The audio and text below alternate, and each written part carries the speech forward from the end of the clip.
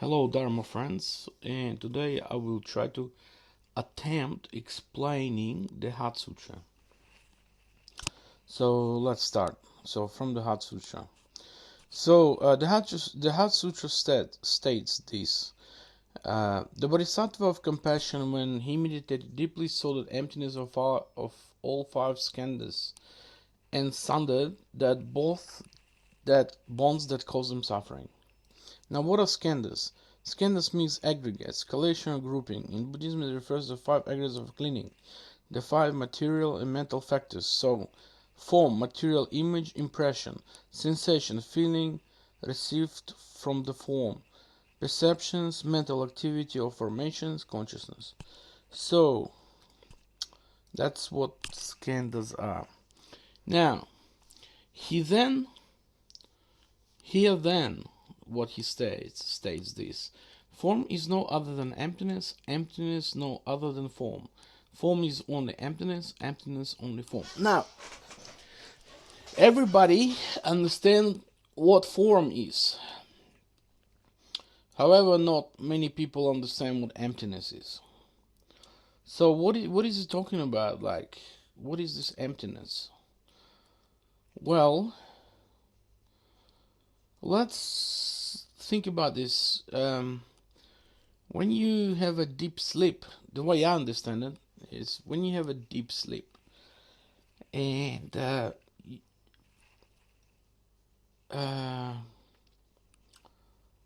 well, actually, before that, actually, what he says there, that form is emptiness, emptiness is form. So how do you explain that? So so what is this emptiness he's talking about? He's talking about this emptiness where everything arises from. So like the form, like the mud where lotus flower comes from, like the seed of the lotus flower comes and blossoms.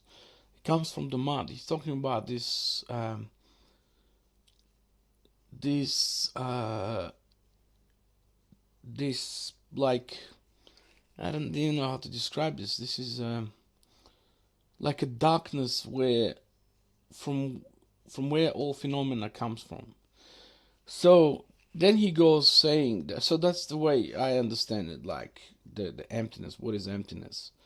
It's not just something being empty, but the form lacking. Well, he's saying form is emptiness, emptiness is form. So form comes from somewhere. So and it's comes from emptiness, like the ground where the seed of lotus is planted before lotus comes and blossoms into the sun. That's what he's talking about. Like this is the emptiness, the bottom where everything comes from. So then he goes saying feeling, thought, choice, consciousness itself are the same as this. So and then he goes saying all things are by nature void. They are not born nor destroyed, nor are they stained or pure, nor do they wax or wane. So he's saying the consciousness comes from this emptiness, from this ground, like we can say ground, where things are planted. And then by nature they are void. They are not born or destroyed, nor they are stained nor pure. So been doing Zen for a long time. Well, not a long time, but yeah, I've been doing Zen for a while, and I actually came to realization that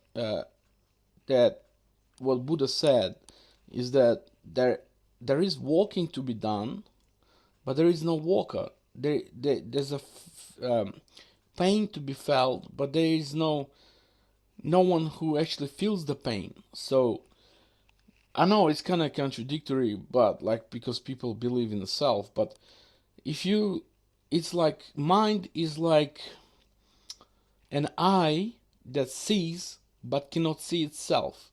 So when you deeply analyze yourself, you'll see that there is no such thing as self at all. You can't be found.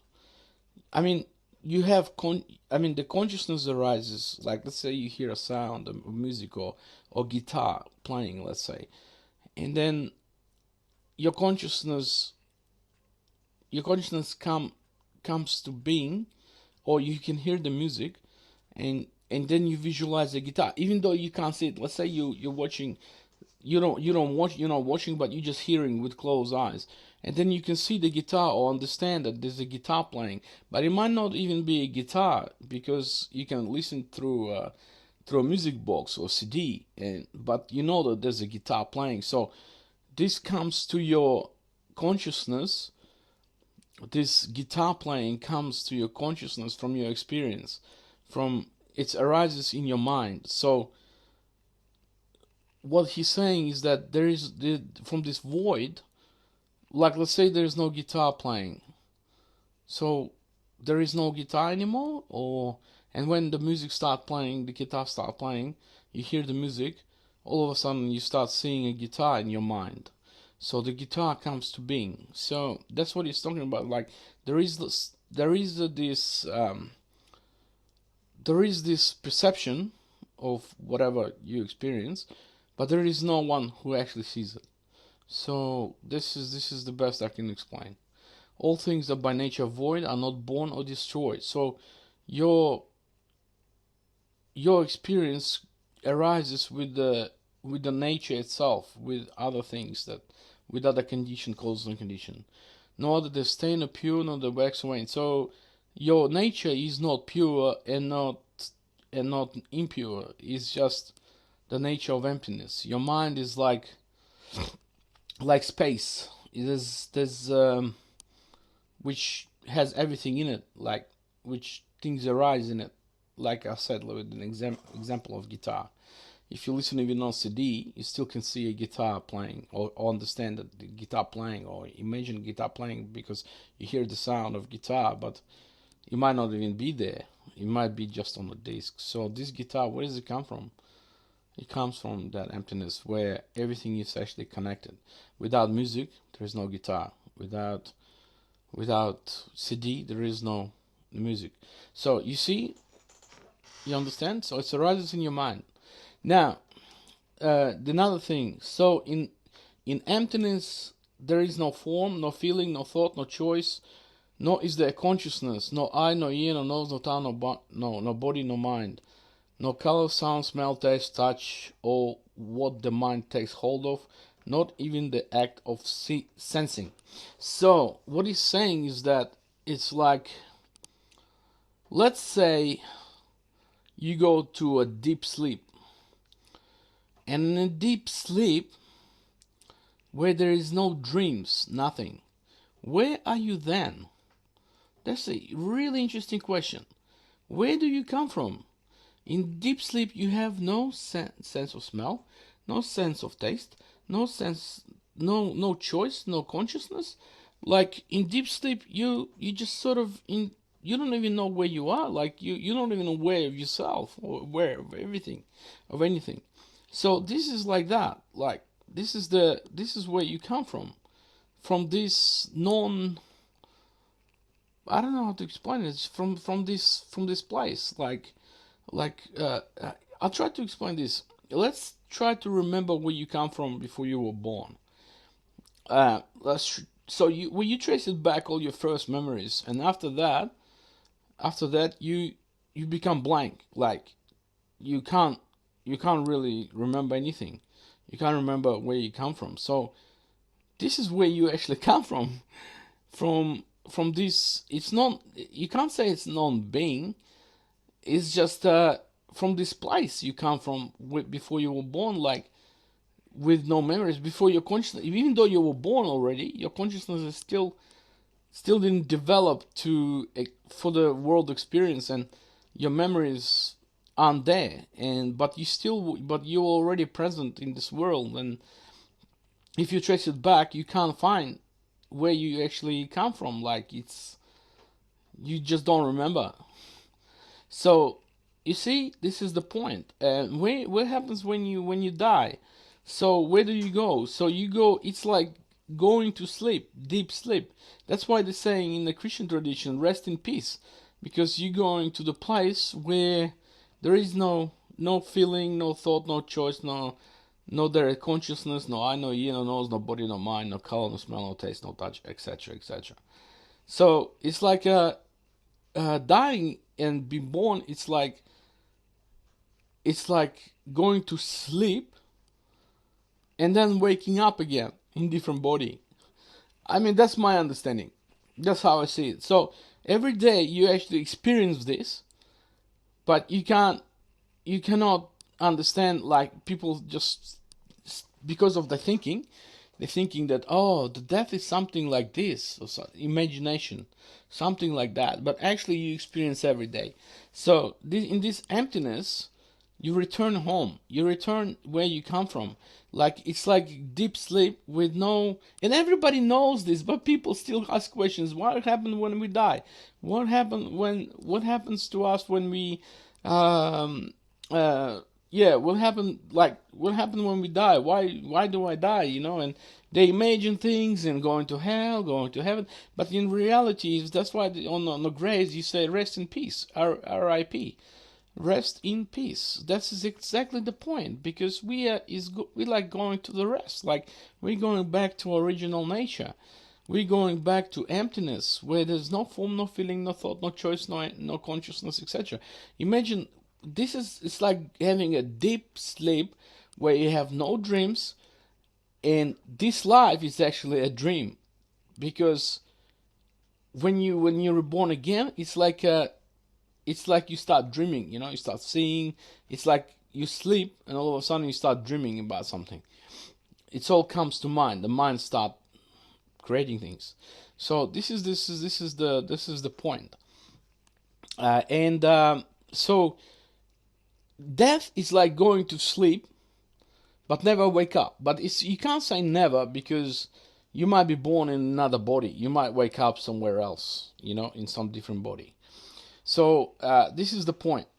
Now, so then he goes on and says that no ignorance or the end of it, no all that comes from ignorance, nothing, yeah, no withering and no death, no end of them. So that's what the Bodhisattva is saying, that in there is no death. No, you can't really, you will never born, and you will never die. You just return home to this um, to this emptiness where there is no consciousness, no eye, no ear, no nose, no tongue, no aggregates, nothing. Like, everything just dissipates. The energy just dissipates. So, and then he goes saying there is no pain or cause of pain. So, or ceasing pain, or noble path to lead from the pain, not even a wisdom to attain, attainment to is emptiness. So, everything that we understand in the Heart Sutra actually comes from an everyday life. It has nothing to do with something special. The only problem is people think too much about things and imagine things like, what happened when we die? I mean, you already know. You already know. You already know this. I'm just pointing this to you, that you actually die every day, like by going to sleep. You sleep with no dreams, wake up the next morning, you know, and you're not afraid of it. It's just natural. It comes naturally. The same thing with death. You die, and then you just wake up in different body. It's just, the all the rest of it. There is no, well, you can't say you when you die you become non-being, because you return home to emptiness. But you it happens to you every night. Every night you go to sleep, so you have a deep sleep. You wake up and rested and stuff, and you can start your next day. So this is like that. That's my understanding. This is the experience that everybody has. I haven't discovered anything new. So this is my understanding. This is just my understanding. And so he goes on saying, so know that Bodhisattva, holding to nothing whatever, but dwelling in prajna wisdom, is freed from all delusion hindrance, rid of fear, bred by it, and reaches clearest nirvana. So all Buddhas of the past, present, Buddhas of the future time, using this prajna wisdom, come to full perfect vision. Here, then a great dharani. Anyway, so it finishes. Radiant, perilous mantra prajna paramita, whose words are all pain, allay all, who frees you from all the pain. He believed this is truth. So here I just explain you from everyday life how you can view a Heart Sutra. So this is my understanding. This is just purely mine, but I'm just trying to point this out because not many people actually know this. Like, people just imagine things. They say, "Oh, when you die, you're reborn in hell," or "When you die, you go somewhere, or your soul, or your something." But actually, if you just close your eyes for 5 minutes, you'll see that where you actually come from. You can't, like, you can see how the consciousness arises in your mind, but just being there, you'll see that how, where, like, in this, with closed eyes, you can see that if your mind stops, you can see this emptiness where you actually come from. So I hope this helps. I'll leave it at that, and you have a lovely day, and take care now. Bye.